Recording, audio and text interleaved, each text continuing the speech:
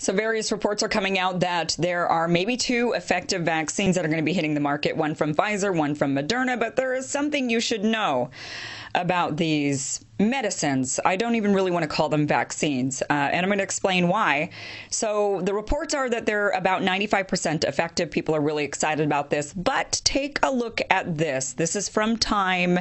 They were reporting on this a couple of days ago that, now Pfizer is going to be seeking FDA authorization for COVID-19 vaccine within days. So they've been going through their various clinical trials, and these two companies are saying, yes, we've got it. It's 95%. Let's go for it. Pfizer, it says right here, Pfizer and BioNTech expect to ask for emergency permission within a matter of days to start distributing their COVID-19 vaccine, the company said Wednesday as they released a trove of new data showing the vaccine is about 95% effective. But here it is, guys. It's worth noting that the vaccine was tested for its effectiveness in protecting against symptoms of COVID-19 and not protecting against infection with the coronavirus. What? Yeah, that's the big, that is the kicker right there, that, a lot of these news outlets, they're not reporting on that. They're just saying to you, oh, yes, a vaccine, 95% effective. And that leads you to believe that if you were to get this shot, that you would be protected from getting the virus at all, and that's actually not what this medicine does.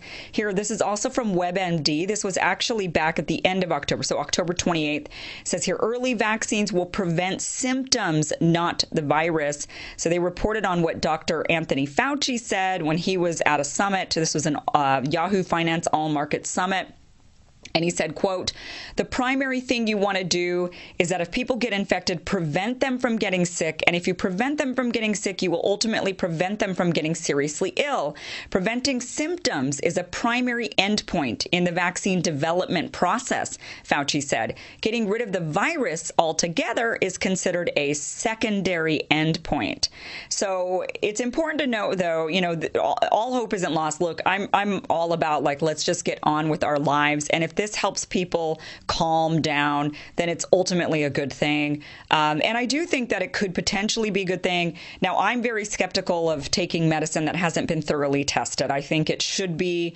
But I will say that this is not your traditional vaccine. So that's an important thing to know, is that they are still trying and they're working on an actual vaccine that prevents you from getting COVID.